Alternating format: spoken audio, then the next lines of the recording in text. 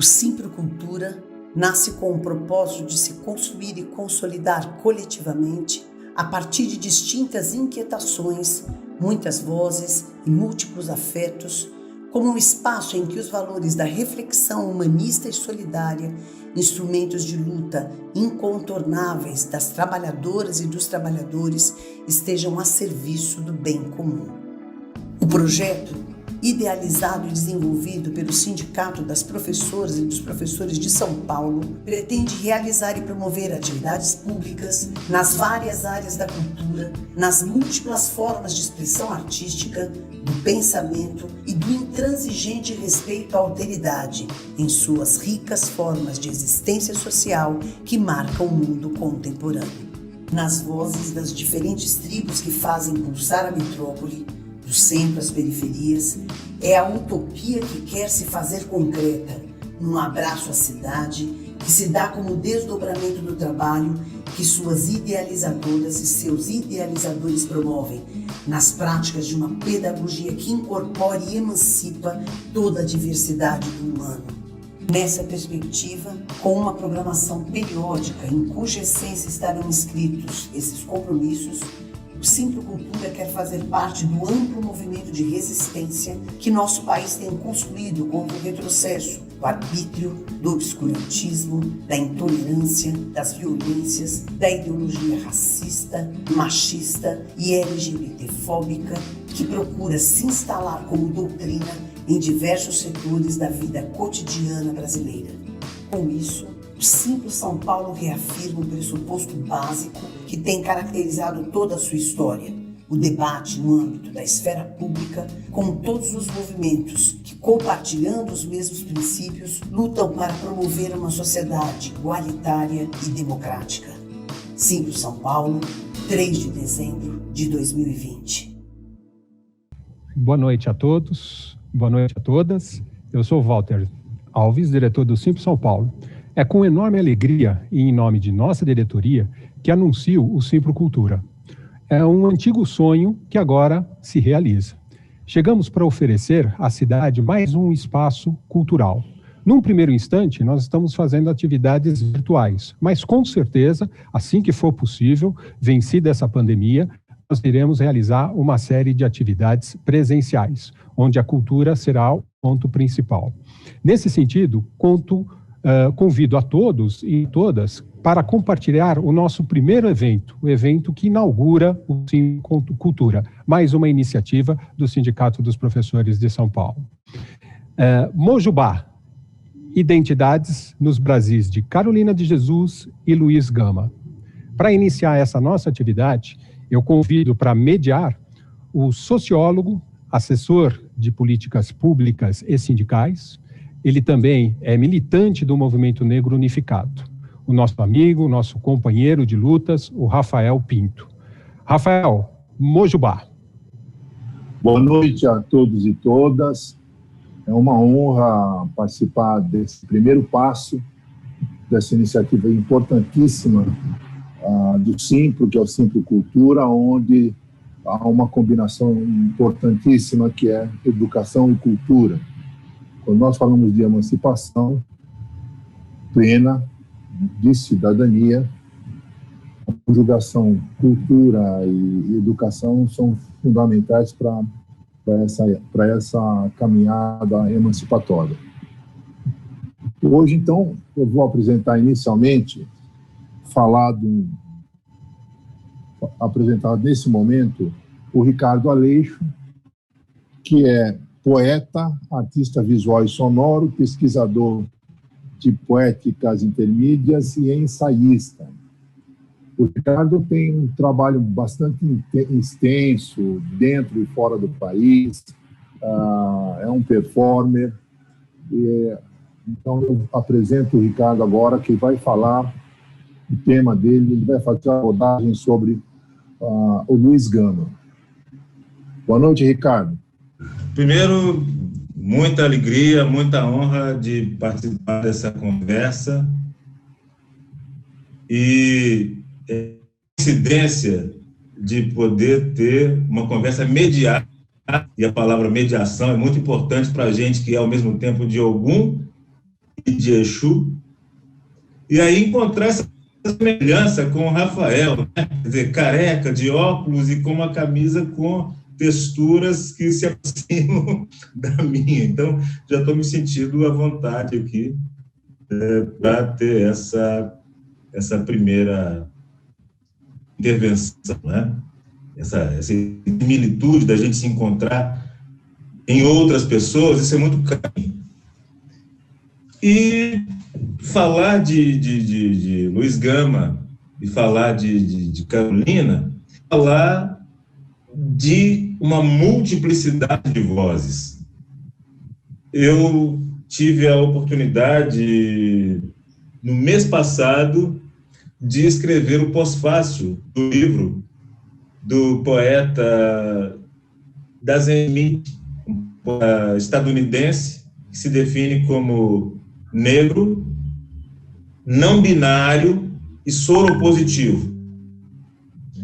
E fui pesquisar sobre esse poeta e descobri, numa entrevista que ele deu ao jornal The Guardian, de Londres, que ele fala sobre a individualidade como sendo um privilégio de homens brancos heterossexuais. Então, eu parto dessa premissa. Falar de Luiz Gama e Carolina Maria de Jesus é falar de pessoas que dedicaram, ou que, para usar o bom português, dibraram essa impossibilidade de ser indivíduo, de ter uma visada individual, sendo o que eu chamo de pessoa muitas, que é um termo que eu criei com o que o Ailton Krenak, que é um dos grandes pensadores da cultura brasileira hoje, chama de sujeito coletivo. O que eu quero afirmar com isso é que as pessoas negras sempre foi negado esse direito à individualidade e que só podemos ter uma existência plena nessa passagem do privado ao público se nós trouxermos a nossa voz outras vozes. E isso nós temos de sobra tanto na Oris Gonzaga Pinto da Gama, que nasceu em 21 de junho de 1830, em Salvador, Bahia, e morreu em 24 de agosto de 1882, em São Paulo, quanto na obra de Carolina Maria de Jesus, que é minha conterrânea, nasceu em Sacramento, Minas Gerais, 14 de março de 1914, e morreu em 13 de fevereiro de 1937. É importante assinalar que Carolina, ela nasce no mesmo dia em que nasce Antônio de Castro Alves, e que, por causa dessa efeméride, esse é o Dia Nacional da Poesia. Eu quero destacar, de saída, o fato de que estamos tratando de um autor e de uma obra que fogem à hegemonia do eixo Rio e São Paulo. Embora ambos venham a desenvolver ou a dobrar suas trajetórias literárias, no caso do Luiz Gama, jornalística também, e no âmbito do direito, em São Paulo, ambos são nascidos em outros lugares. O Gama em Salvador e Carolina num lugar ainda mais distante, que é Sacramento, que ainda hoje é uma cidade desconhecida pela maioria dos brasileiros. Sabe-se que é Minas Gerais, mas não se sabe onde fica. Então, o que eu quero chamar a atenção primeiro é para essa questão da geopolítica que organiza as relações do sistema literário. Nós estamos tratando aqui hoje, estamos homenageando, celebrando a memória de dois autores que nasceram fora desse eixo hegemônico, que é Rio de Janeiro e São Paulo.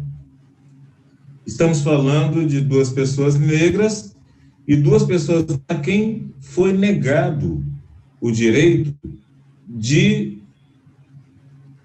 abrir perspectivas para a trajetória intelectual e criativa nos moldes daquilo que era oferecido para os membros da elite econômica e cultural. Nós estamos falando de um desbravador e de uma desbravadora. Isso apenas em termos econômico-políticos, o que é para descendentes diretos de gente escravizada, essa perspectiva que eles tiveram que abrir no MUC, como se diz. No primeiro movimento é esse.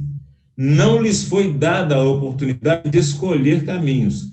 Eles tiveram que lutar pelos caminhos que ele e ela tiveram que lutar pelos caminhos que acabaram trilhando. E aí vem a grande surpresa.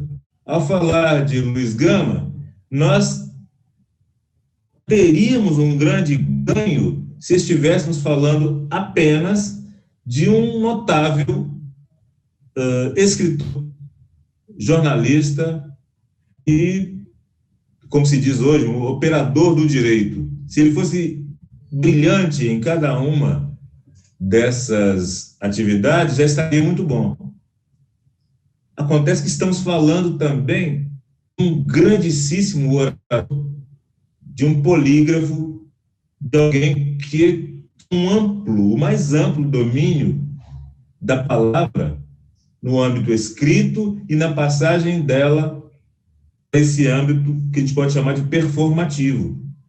Ele no plenário, ele nos grandes embates enquanto abolicionista radical e ele enquanto poeta, um poeta de recursos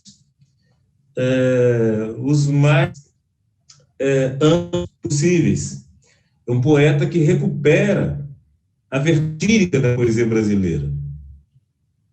Então, não podemos falar, simplesmente não podemos falar de Luiz Gama com um nome mais dentre os muitos nomes de pessoas negras que se destacaram no século XIX.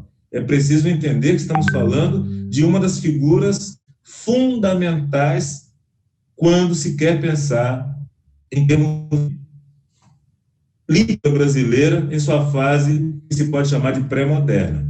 Estamos falando de alguém que, numa perspectiva sincrônica, recupera os inícios da poesia brasileira, a vertente satírica, inaugurada por Gregório de Matos e Guerra, na Bahia, traduz isso para a perspectiva do século XIX e inaugura uma linhagem que hoje é recuperada por poetas como Ronald Augusto, Eliane Marques, mesmo me vinculo essa vertente que dialoga com o que mais radical na poesia brasileira do século XIX, que é Luiz Gama.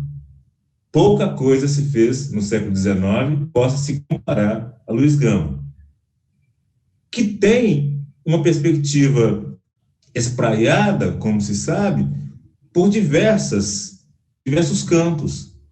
E essa junção aí entre o direito, a poesia, a memorialística, ele até praticou a memorialística, né? Ele é instigado por um amigo a escrever a própria memória.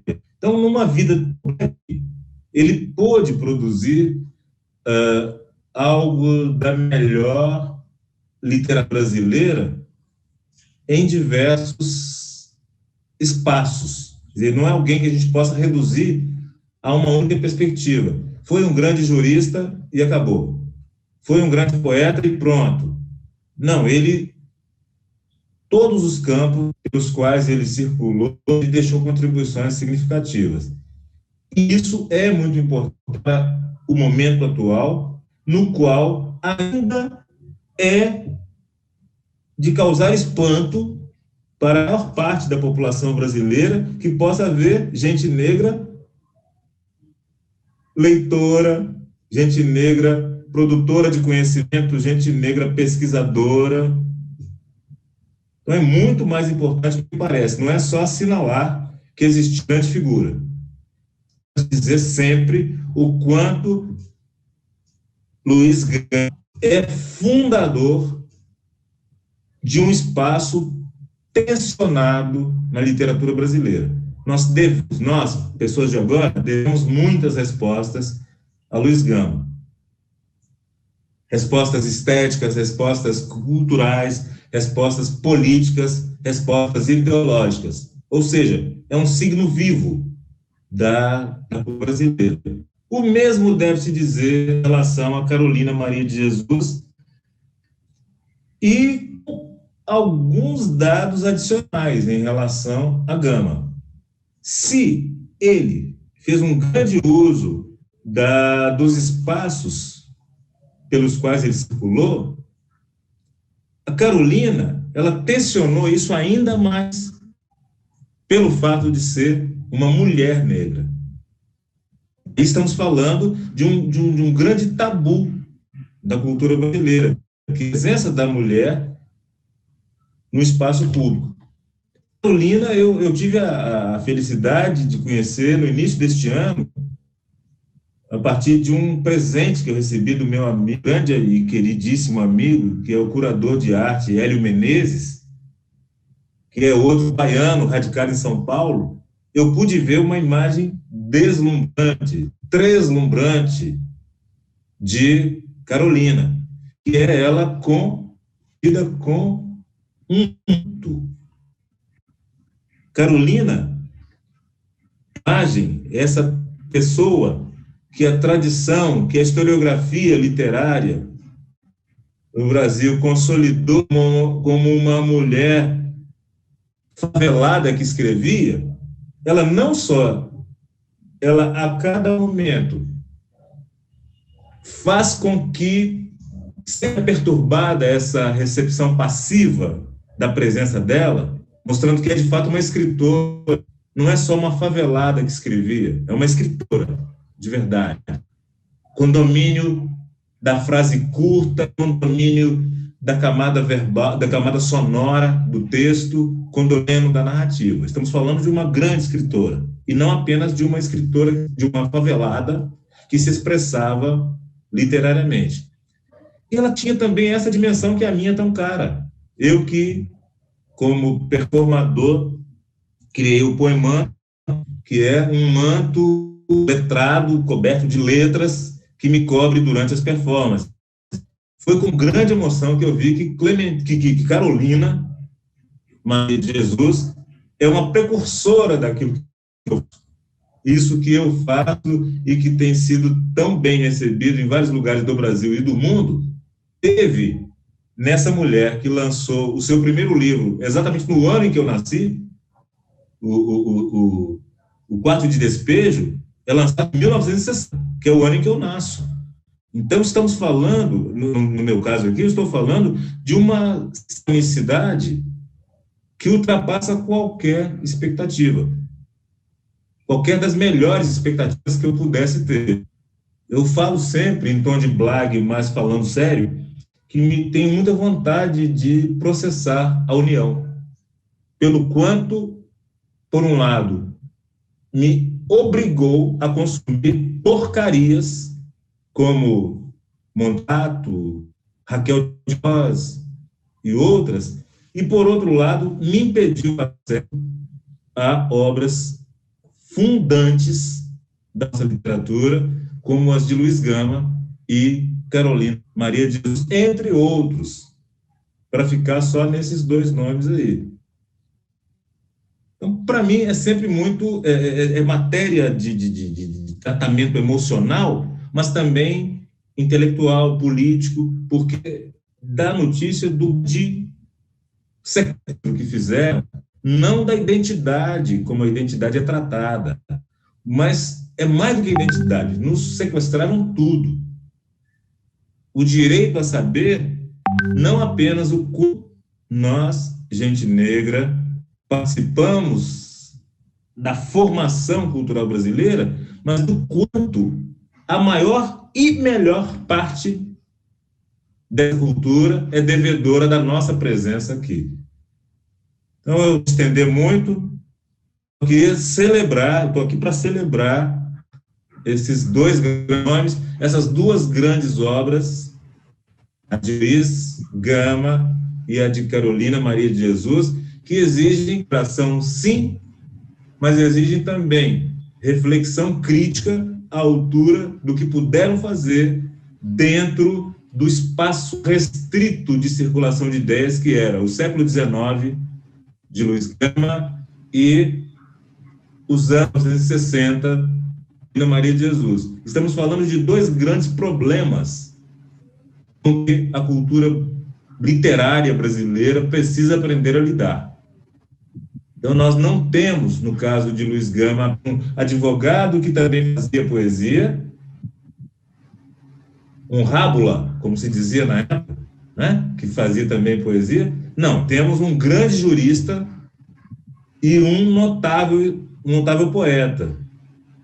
E no caso de Carolina, temos uma precursora daquilo que hoje podemos chamar de intermídia. Carolina tinha uma sensibilidade intersemiótica. É alguém que, impossada de participar dos bailes de carnaval, inventa um manto com que andava pelas ruas de São Paulo. Então, estamos falando do andar de cima da literatura brasileira, e não das bordas, não margens. Nós fundamos a modernidade na literatura brasileira com um time.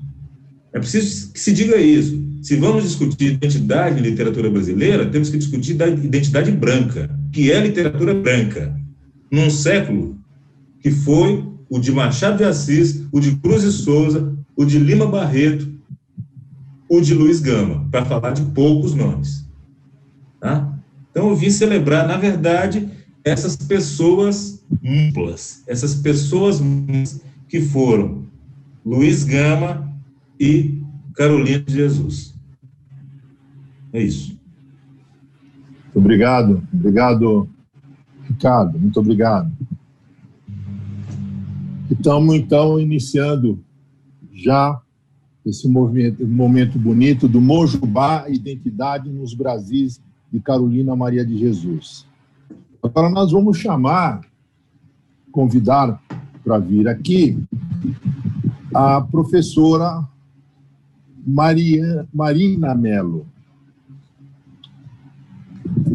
que vai apresentar, então, contextualizar a obra da Carolina Maria de Jesus. Você está aí? Você está aí? Eu não estou te vendo, Marina. Eu estou aqui. Não sei se todos me veem. Agora sim. Bom, deixa eu só falar mais algo. Espera um pouquinho, Marina. Tá bom. A Marina é mãe do Vitor, é isso, Marina? É isso. Do Hector e do Arthur, é professor do Departamento de Educação da Unifesp, ama antropologia, história e educação e busca articular essas dimensões em sua prática e teoria. Maravilha, Marina. O momento é todo teu e Mojubá. Mojubá.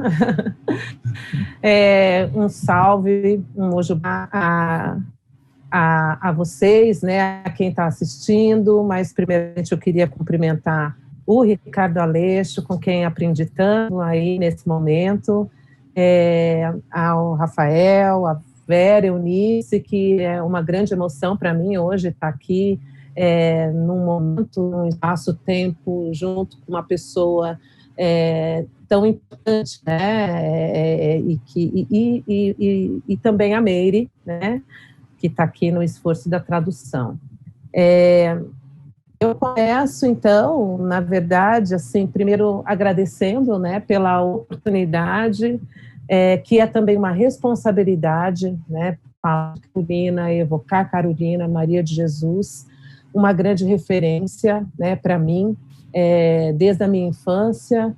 Eu que, como ela, sempre gostei de ler, sempre gostei de escrever, sempre fui vista com estranhamento, né, por conta disso, né, com estranheza, com estranhamento, com desconfiança, né, A Carolina relata lá no Diário de Bitita, né, o quanto isso, né, que a afirmação, a inconformidade, né, de mulheres como ela, como eu e como algumas de nós, né, diria que a grande maioria de nós, mulheres pretas, mulheres negras, o quanto que essa posição, se posicionar dessa maneira no mundo, o quanto que isso é desafiador, né? Mas, como lembraria Bell Hooks, ao mesmo tempo em que é desafiador, é altamente inspirador também. Então, é isso que, por isso a minha emoção, né? E o peso da responsabilidade de estar aqui num evento no Simpro, um sindicato que representa a minha classe, embora neste momento eu esteja na educação superior, eu atuei por muitos anos na educação básica, né, no âmbito da educação municipal e estadual. Então, com muita emoção, com muita alegria, e consenso da responsabilidade que isso significa, que eu estou aqui para evocar nossa ancestral, a quem eu peço a bênção, a quem eu peço licença, Carolina Maria de Jesus, né? Eu estava dizendo, eu conheci Carolina ainda criança, né? Lá na década de 70, quando ela era referida e ela era apresentada, ela aparecia nas revistas, né? Nos jornais, né? Também no rádio da época, né? E desde então, a presença, que era uma presença imponente, né, a presença de Carolina evoca a imponência de uma mulher que não se submete, de uma mulher marcada pelo conformismo diante de um destino, né, que ela refutou, que ela rejeitou e que ela mudou, que ela transformou, né. Então, para além, né, dos epítetos, né, da escritora da favela, né, que ela foi, né, e ela relatou, identificou, reportou como ninguém, né, aquele momento da favela do Canindé, nos anos 50, 60, né, mas, para além disso, né, de ser reportada como a escrita da fome, a escritora da favela, né, dos pobres, eu concordo, eu aqui reitero, corroboro, né, as palavras do Ricardo Aleixo, para lembrar que, embora tardiamente reconhecida, né, e durante muito tempo, né, mais reconhecida lá fora do que aqui dentro, né, afinal de contas, Carolina foi traduzida em mais de 13 idiomas, né, ela fez e ainda faz muito sucesso lá fora, ela é reconhecida, né, por sua literatura, né,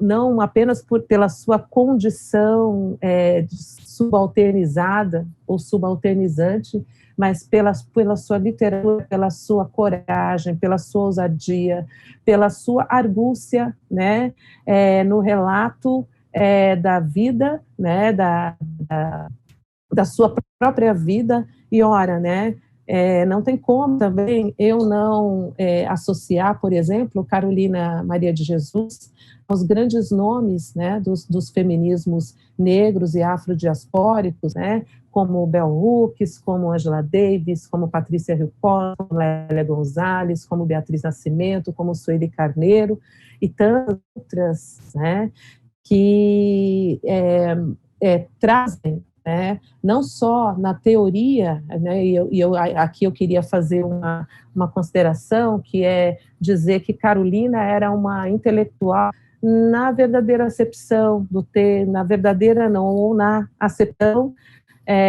do termo que eu reconheço, né, e que eu aqui quero trazer, né? A Bell Hooks vai dizer que não basta, para ser intelectual, não basta ser uma erudita, não basta ser alguém que escreve bem, que fala bem, que leu muito, né? Mas que a principal característica de um intelectual e de uma intelectual é a insurgência, é a possibilidade engendrada pelo seu ato, pela sua performance no mundo, né, entendendo que a contribuição de Carolina vai para além daquilo que ela escreveu, né, está exatamente na sua performance no mundo, no mundo em que ela viveu e ainda hoje, né, no nosso mundo, e que é transmitida pelas palavras escritas, mas a Carolina, né, apesar de ser muito ferida e de ser identificada a escritora do Quarto de Despejo, que é sim uma grande obra, inclusive hoje pré-requisito para que se ingresse em grandes universidades ou em universidades de ramo tal, né, de excelência, como a Unicamp, ela tem uma vasta obra, uma obra que compreende não só seus diários, né, Quarto de Despejo, Casa de Alvenaria, Diário de Bitita, mas uma obra que tem também poesia, que tem dramaturgia, né? Ela escreveu peças de teatro, ela tem uma obra fonográfica, né? Ela gravou discos e é interessante como lá na Casa de Alvenaria, né? Quando ela é o segundo livro que ela escreve, ela coloca toda essa inconformidade com um destino que é traçado de fora, né? Seja o destino, né, traçado, né, a sina da empregada doméstica, né, que ela refere, e que grande parte de nós, né, eu também sou filha de imigrantes, mineiros também, né, meus pais vieram de Minas Gerais, tanto meu pai quanto minha mãe. A minha mãe também foi empregada doméstica, as minhas tias, né? E a Carolina, ela rejeita, né? Ela se insubordina com relação a esse destino, e está lá na Casa da Alvenaria, ela dizendo, eu quero ser atriz, eu quero ser cantora de rádio, né? Eu quero cantar no rádio, né? E o Audálio não deixa, né?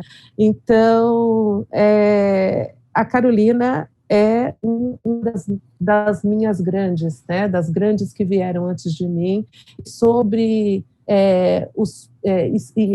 a partir dos passos, né, eu me inspiro e tento inspirar também as estudantes, né, que passam por mim, né, nas minhas salas, nas minhas aulas, enfim, né, e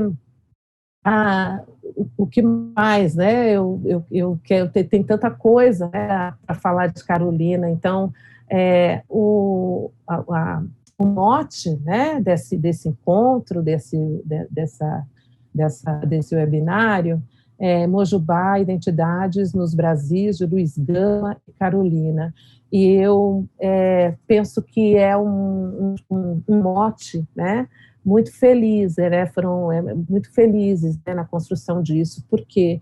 Porque evoca multiplicidade de possibilidades, né, que as diferentes presenças, embora rasuradas, né, as presenças das populações afrodiaspóricas e das populações ameríndias, afro-indígenas, enfim, né, o quanto essas múltiplas vozes, essas múltiplas presenças, a despeito de terem sido rasuradas ou de um movimento, né, como bem reportou o Ricardo Aleixo, né, a despeito de tudo isso, são, como diria São Evaristo, né, presenças ou reexistências, possibilidades engendradas de reexistência, né, da nossa ancestralidade africana, afrodiaspórica, afro-indígena, né, e a Carolina, eu penso que a Carolina eu tenho até uma passagem da Bell Hooks que ela vai falar um pouco sobre isso, né? Ela fala como ela própria, né? A Bell Hooks tem um livro chamado Erguer a Voz, né? Escrito também em primeira pessoa, e onde, de certo modo, ela vai ali relatando, né? Como ela deixou de ser aquela menina tímida, intimidada, né? Intimidada pelas relações racistas, mas também pelas relações patriarcais, machistas, né, que passam, sim, né, pelos modelos de família, né, e a Bell Hooks, não só nessa obra, mas em muitas outras, ela nos lembra, a Carolina, né, nas suas memórias, nos seus escritos, sobretudo quando Bell Hooks lembra que uma maneira, né, de estar no mundo, de não se deixar excretar, né, por esse mundo que se quer branco, que se quer perfeito, que se quer puro, que se quer íntegro, né, meninas, né, muitas jovens garotas, né, o termo que a tradutora usa, vão usar do diário, né, o diário e do solilóquio, que é aquela coisa de falar sozinha, né. Eu lembro da minha mãe, né, falando sozinha, acho que eu também, para o Vitor, para o Hector e para o Arthur, muitas vezes eles me perceberam falando sozinha, e que é um exercício, né, um exercício de reconhecimento da nossa presença, né, que é um exercício de estar falando consigo e ao mesmo tempo com o mundo, né, com esse mundo que está aí e que não nos reconhece, que não nos enxerga muitas vezes, ou que muitas vezes, ainda que nos vê nessa situação, nessa condição da subalternidade, da dependência, da animalidade, né, como lembraria ali a Lélia Gonzalez, né, a mulher negra ou é a mulher, ou é a mulata do samba, né, aquele ser animalizado pela hipersexualização, ou é aquele ser que, quando o Ricardo Aleixo lembra aí de Monteiro Lobato, né, e eu, inclusive, já escrevi sobre isso, né, quando criança, né, educada nesse padrão burguês de educação, eu li Monteiro Lobato, né, e onde eu me via ali? Eu me via na Anastácia, né, daquela mulher negra pregada no fogão,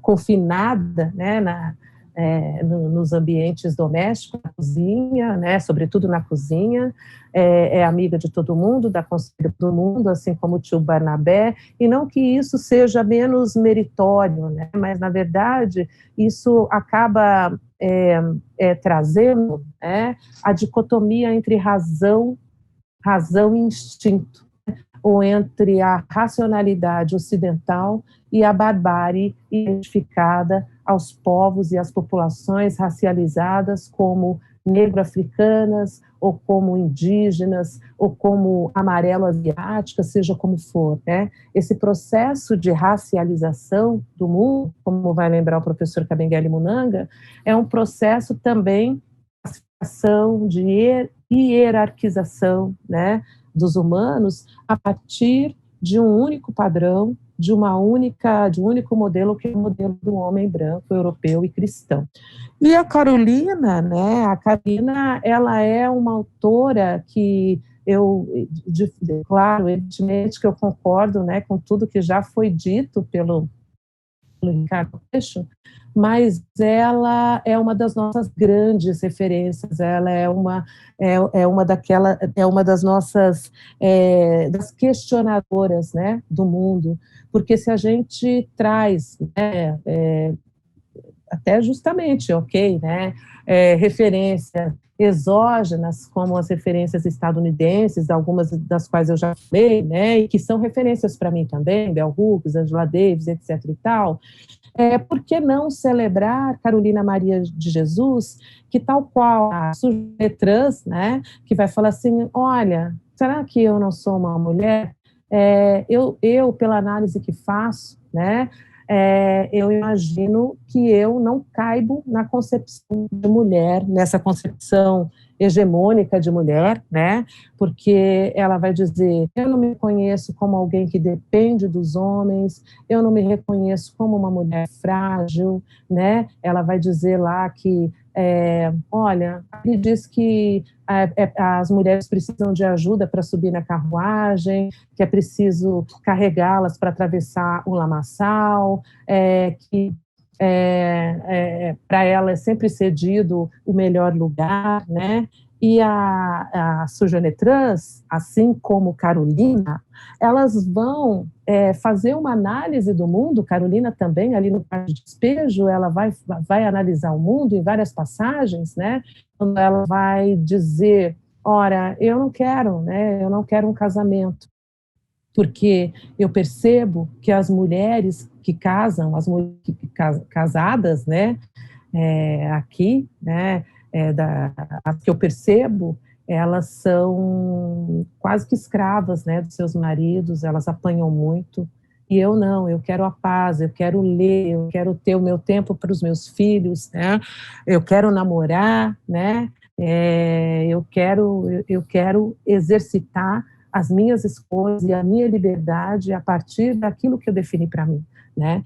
Então, quando Carolina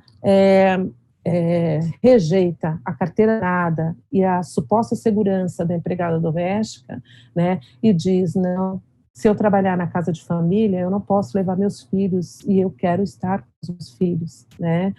Isso é de uma insurgência, né, digna de uma verdadeira intelectual, né? Isso é de uma irreverência, né? De uma reverência, de uma inconformidade, de uma insurgência, né? De uma insubmissão que vai trazer Carolina para um dos grandes nomes dos feminismos afrodiaspóricos e dos feminismos negros, né? E com as outras, né, que as quais eu também já referi, e que são celebrizadas, algumas porque já morreram, algumas, né, porque vêm de fora, né, porque escrevem em inglês, né, ou em francês, ou em uma outra língua considerada importante ou de prestígio, mas também agora nesse panteão nós temos Carolina Maria de Jesus, que escreve no nosso português, né, que escreve a partir, né, do seu referencial de vida, que a despeito, né, dos impedimentos, das interdições, a Carolina está lá dizendo, não, eu vou arranjar um tempo para escrever, e é isso que para mim é marcante, é isso, Carolina me cativa, me inspira, né, e por isso ela é uma grande referência para mim, né. Pensar na identidade nacional, né, que eu também acho que, eu estava dizendo que eu acho que o tema, o título escolhido, né, para esse evento é muito apropriado, né, porque os Brasis e as múltiplas identidades, e também com a alusão, né, ao grande senhor das encruzilhadas, né, do cruzamento, né, e que vai evocar algo que é necessário e que vai ser, talvez, né, a única maneira da gente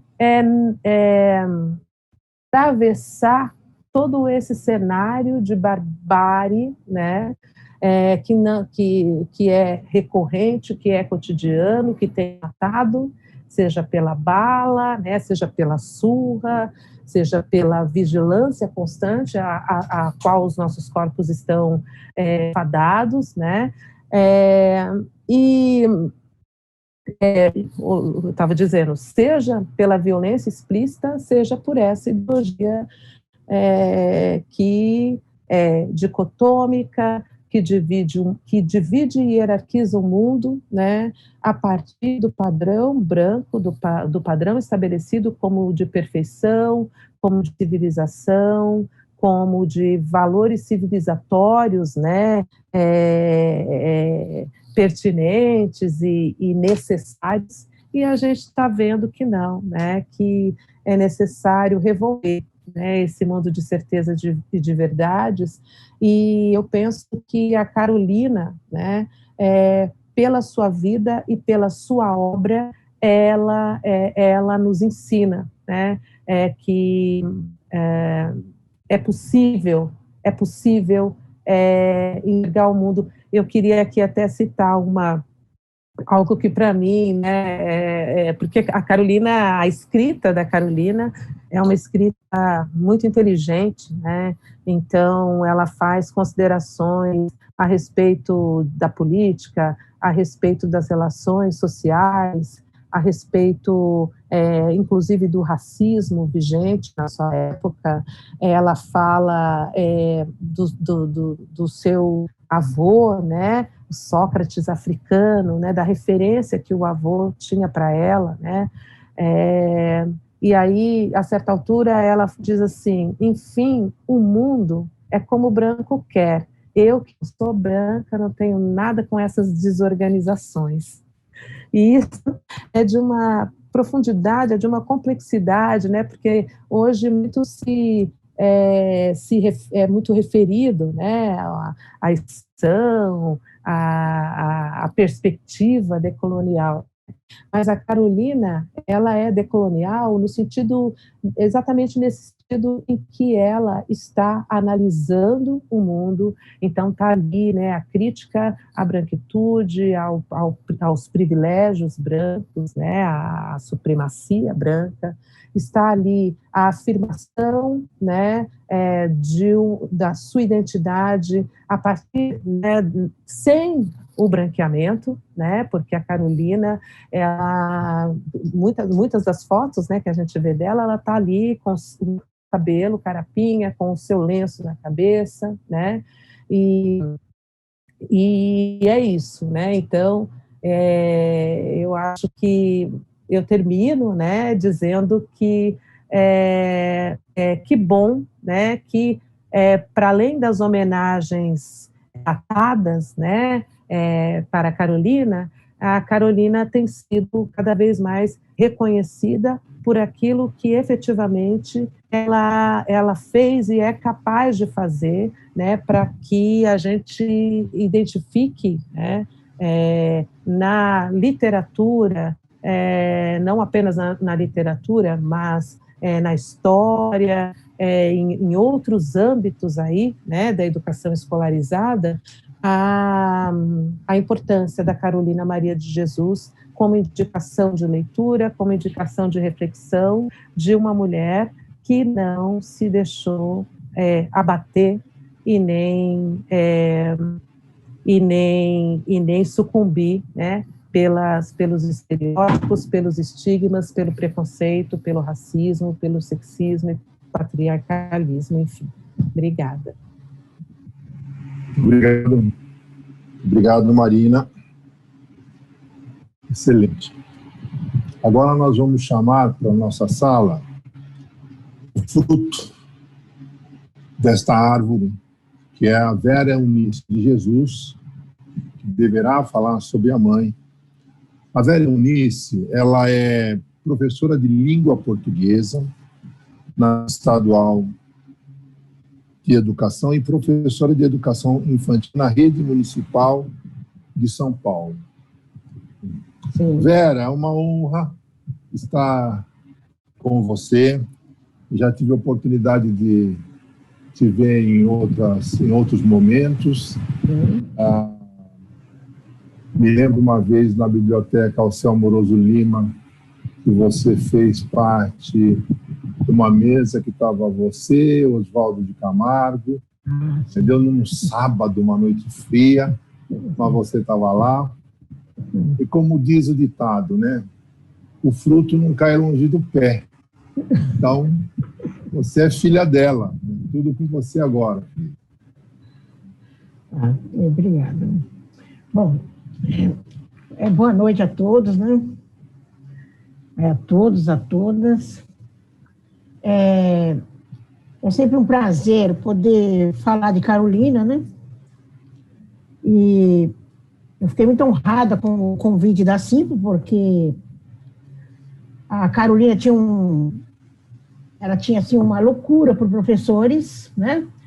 Tanto que me pediu uma carta, assim, pós-morte, que foi me entregue, que eu me tornasse uma professora, né? Porque ela sabia que se hoje ela é essa escritora, assim, de renome e reconhecimento como uma escritora, devido àquele 1 ano e meio que ela teve de estudo em Sacramento. Porque ela estudou só 1 ano e meio e nunca mais sentou numa cadeira de escola.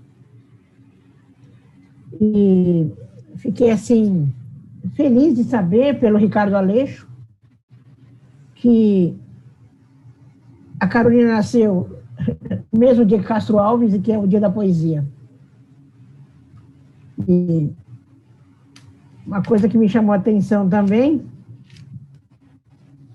foi a Marina Mello, falou que fala sozinha, né? E realmente minha mãe também falava sozinha, então... Quando ela falou, eu comecei a rir aqui, porque eu lembrei da minha mãe também. Eu vou começar falando da Carolina, né? As pessoas falam, porque você fala Carolina. É porque agora eu dividi. Carolina, minha mãe, e Carolina, escritora. Carolina, escritora, é aquela do mundo, é aquela do Brasil, é aquela do negro, do adolescente, de quem gosta da literatura dela, né? E eu sempre gosto de falar uma frase que o Aldário Dantas falava, que não houve, nunca mais haverá no Brasil e no mundo uma Carolina Maria de Jesus. E por que ele falava isso? Porque a Carolina, ela estudou só 1 ano e meio, e naquele 1 ano e meio, ela tomou gosto pela leitura. E daquele 1 ano e meio, ela começou a ler receitas, começou a ler anúncios de jornais, ela começou a ler nomes de farmácia, nome de mercados, né? E ela tomou gosto pela leitura. Então, ela nunca mais deixou de ler. E ela, desde que ela começou a ler, ela já era uma menina diferente. Ela já era uma menina diferente lá em Sacramento.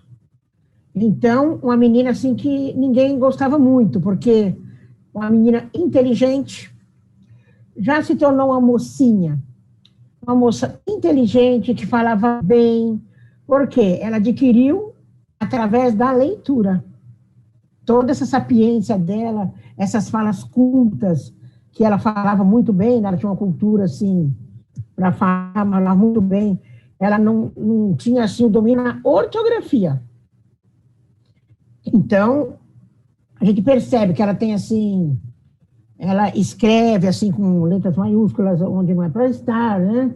Um açúcar com 2 S's, mas o contexto, a história, a inteligência, ali está vigente, que ela tinha uma inteligência, assim, fantástica, né? E, como diz a Marina Mello, né? A Carolina escrevia o português, né? Ela, não é que ela escrevia errado, ela escrevia do jeito que ela aprendeu, e que, com as mudanças ortográficas, né? Que essa semana mesmo eu estava lendo um texto dela, e eu vi eles com acento, né? E eu também escrevia assim, né? Então tinha coisas que também foram mudando, né? Mas a Carolina, o que eu quero deixar claro aqui, é que ela tem alguns críticos que falam que Carolina é escritora de uma obra só.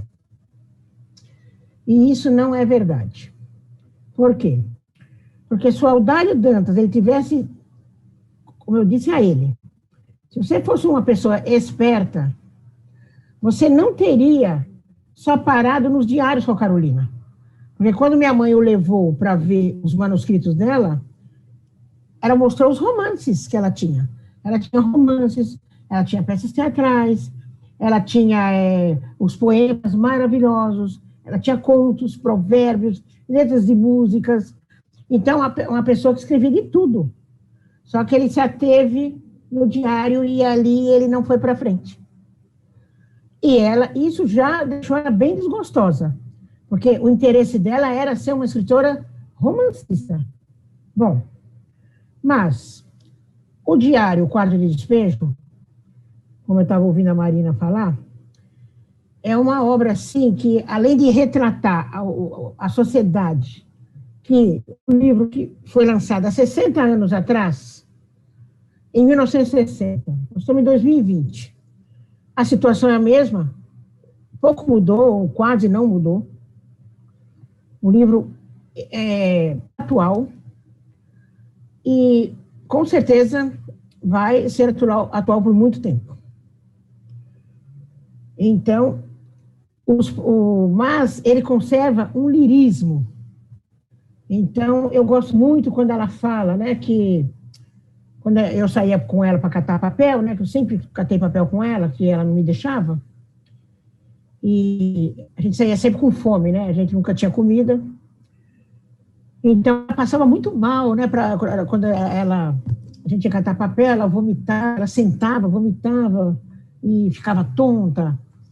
E aí ela fala, né, que a fome é amarela. Então, ela tem até no sofrimento dela, tem esse lirismo, né, de falar que a fome é amarela, né.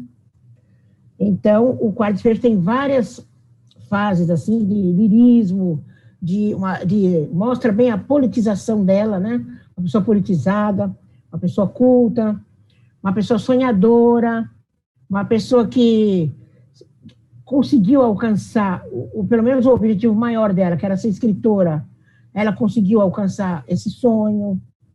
Então, hoje, o meu objetivo é mostrar para o Brasil, para o mundo, para os adolescentes, para os negros, né, que tem a Carolina como referência, que mostrar que a Carolina não é uma escritora de uma obra só.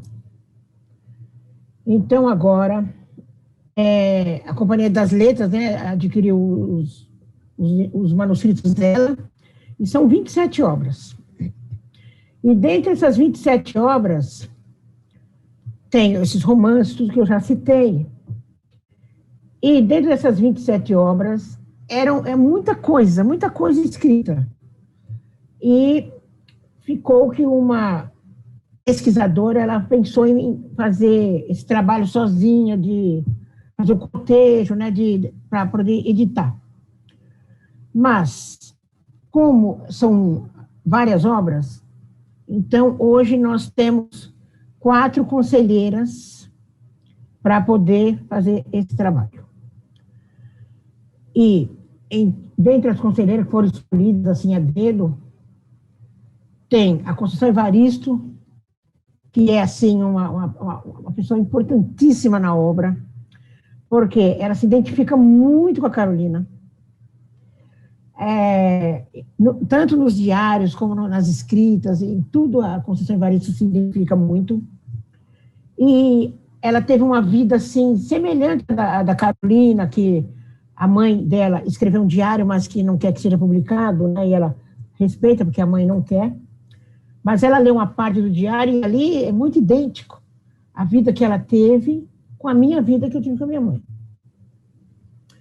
Mas, como essas obras são muitas, fomos obrigados a pegar mais 4 transcritoras, né? Inclusive, até eu pedi que colocasse uma transcritora do Nordeste, porque nós tínhamos do Rio, São Paulo, Minas, e faltava do Nordeste. E eu fazia questão que tivesse um pessoal do Nordeste, porque eu acho que o Nordeste, eu estive na Bahia, eu me encontrei lá, me vi lá, porque lá estavam todos, tinha muitos negros, né? Falei, nossa, me achei. Então, e eu achei a Bahia, assim, na Pripelô, muito culta, os negros muito cultos, muito envolvidos, eles, quem foi Carolina, eles estudam Carolina, eles veem Carolina. Então, hoje nós somos em 10 pessoas para fazer esse trabalho. Bom, o objetivo nosso é não vamos mexer na ortografia da Carolina. Então, vai vir com açúcar com os 2 S's, hipócrita com I. Tudo que ela escreveu do jeito que está, nós vamos conservar. E vamos colocar um adendo do lado para mostrar para a criança que o erro que hoje eu sei que não é um erro, seria o português mesmo, mas para fazer esse trabalho. Então, hoje, Carolina, para mim, hoje para o Brasil e para todos, hoje é uma referência, né, literária, e o meu objetivo maior é colocá-la mesmo ao lado dos grandes literatos aí, dos grandes escritores, de Clarice Lispector, de Jorge Amado, né? Barreto, quero colocá-la. E eu acho que eu vou conseguir esse meu objetivo. Mas, Carolina hoje, hoje ela tem nome de escola, hoje ela tem nome de ruas, hoje ela tem nome de bibliotecas, conhecida mundialmente, as negras do mundo inteiro, né? Eu fiz uma live para mulheres negras de Paris,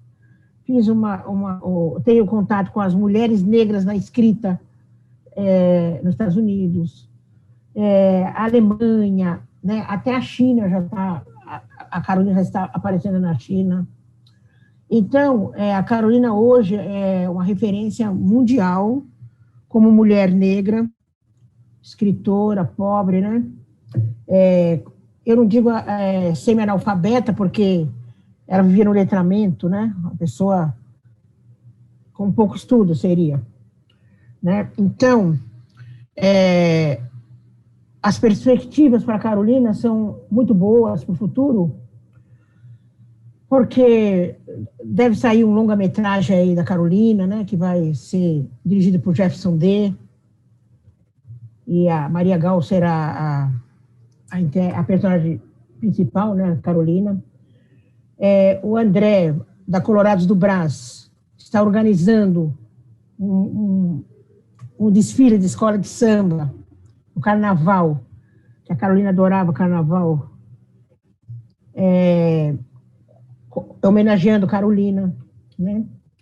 E, então, tem várias escolas com o nome de Carolina e várias escolas querendo mudar o nome para Carolina Maria de Jesus.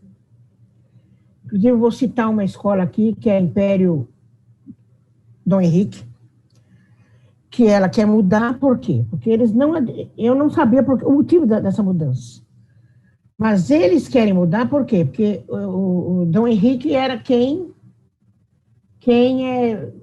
separava as crianças, as mulheres negras dos filhos, quando os navios chegavam. Então, eu senti ali que o negro hoje, ele sabe o que quer, ele sabe a história, ele sabe a nossa origem. Hoje ele luta porque eles têm conhecimento, eles têm estudo, né? E, então, eu sempre enfatizo que para o negro chegar onde minha mãe chegou e onde eu também tinha tudo para dar errado, porque eu nasci na favela, fui criada comendo lixo, né? E poderia hoje também estar em caminhos errados, e não, procurei, através da leitura que a minha mãe incentivou a ser uma professora, né, como ela sempre quis, né? Então, é o que eu posso falar da Carolina, né? Que a referência que ela é para o negro. E tem muitas mulheres que se espelham em Carolina. e eu fiz uma live para Paraisópolis, e eu vi naquelas meninas adolescentes negras, o olhar brilhando e falando, não, eu quero atingir meu sonho, eu quero ser uma Carolina. E eu fiquei sabendo também que em Santo André tem um professor da UFRJ, que ele está fazendo um trabalho com as recicladoras do ABC, são pessoas analfabetas, ele está alfabetizando, e elas estão escrevendo um diário sobre a vida delas, e baseado em Carolina Maria de Jesus. Então, são muitas coisas boas que estão acontecendo.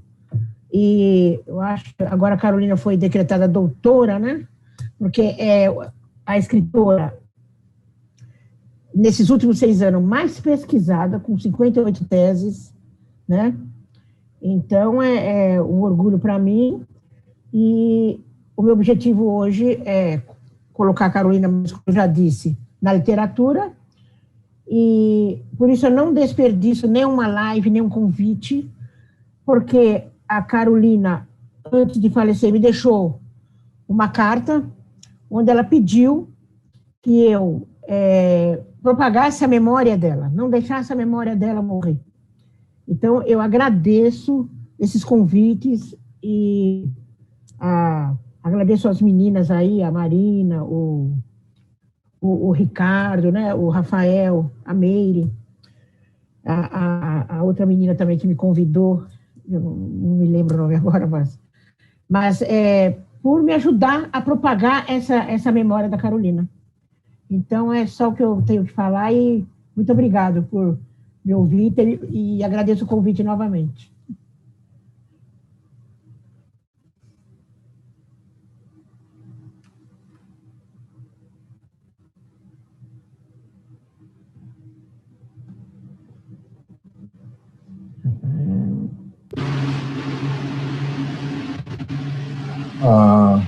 Obrigado, Vera. E vou falar para você, agora ao vivo aqui, que eu também já estive numa cidade do interior, falar em São José do Rio Pardo, lá no Fórum Municipal de Educação. Eu andei conversando com o Marciano, não cheguei até você, tá? Mas eles lá têm um respeito muito grande pela Carolina, e eles querem fazer uma semana lá de Carolina Maria de Jesus. Então, eu já estou te avisando, aproveitando já que a gente está se conhecendo hoje, de dizer que isso está no prelo desde o ano passado, só para você ter essa ideia. Tá bom? É isso aí. Muito obrigado, tá bom?